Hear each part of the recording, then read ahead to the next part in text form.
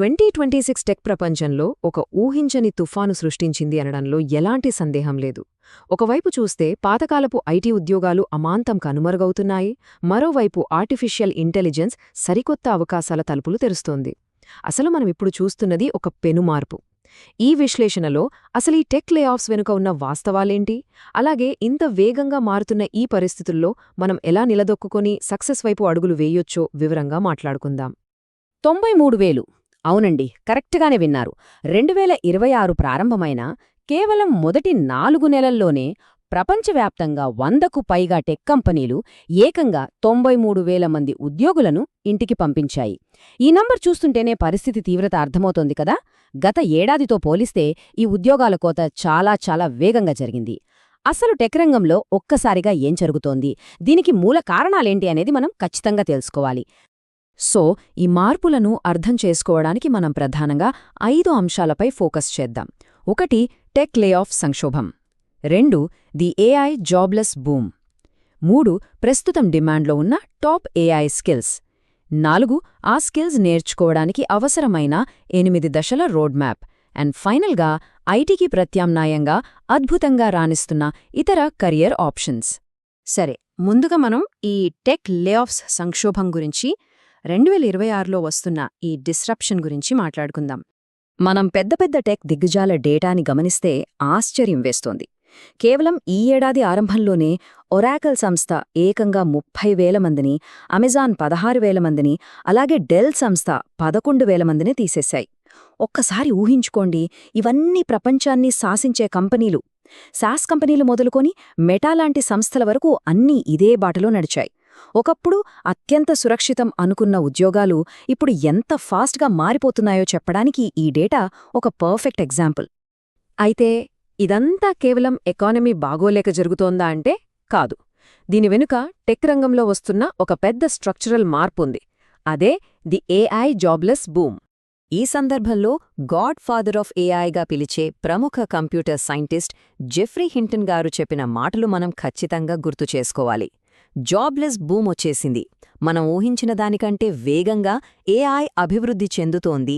2026 నాటికి ఇది white collar ఉద్యోగాలపై తీవ్ర ప్రభావం చూపుతుంది అని ఆయన స్పష్టంగా వార్నింగ్ ఇచ్చారు. ఒకప్పుడు యంత్రాలు వస్తే ఫ్యాక్టరీల్లో పనిచేసే వాళ్లకే ముప్పు అనుకునేవాళ్లం. కానీ ఇప్పుడు సాఫ్ట్వేర్ ఆఫీస్లో కూర్చునేవాళ్ల జాబ్స్కి ఎసరొస్తోంది. సీన్ పూర్తిగా రివర్స్ అయింది. అసలు ఈ చేంజ్ ఎందుకొచ్చిందంటే, ఒకప్పుడు కంపెనీలు మన దగ్గర ఎంతమంది ఎంప్లాయీస్ ఉన్నారు, ఎంత రొటీన్ కోడింగ్ జరుగుతోంది అనే దానిపై ఫోకస్ చేసేవి.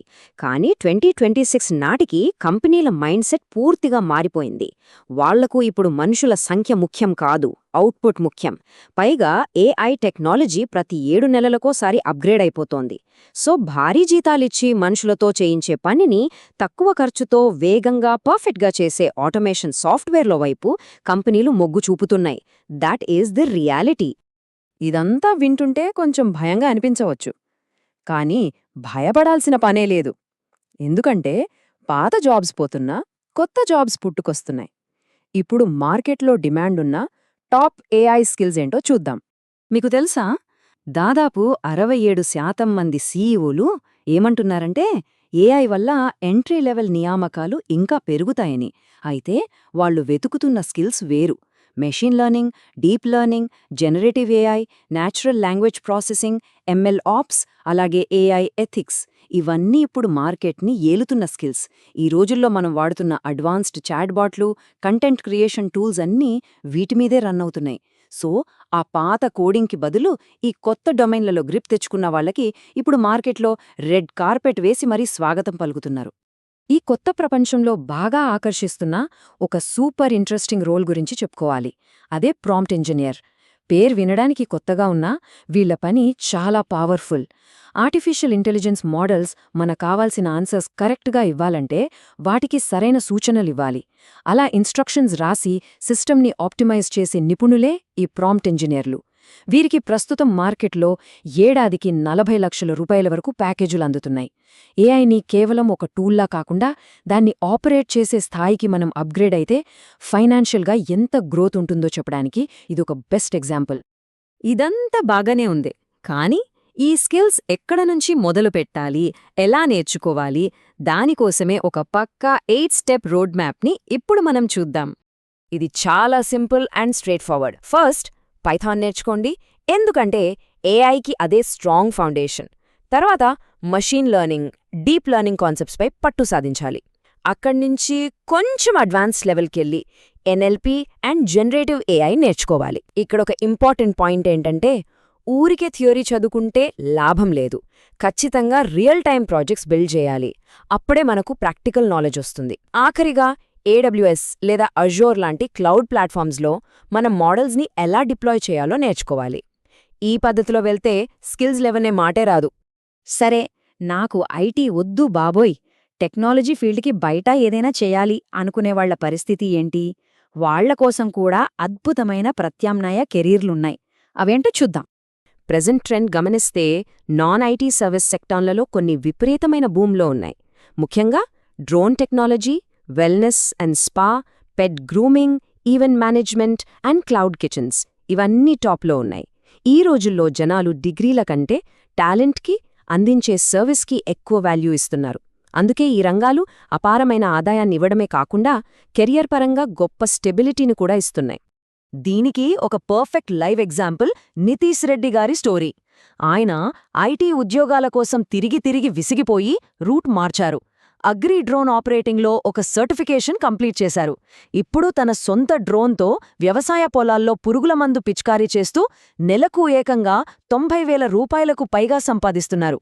లేటెస్ట్ టెక్నాలజీని మన వ్యవసాయానికి యాడ్ చేసి ఎంత వినూత్నంగా సక్సెస్ అయ్యారో కదా.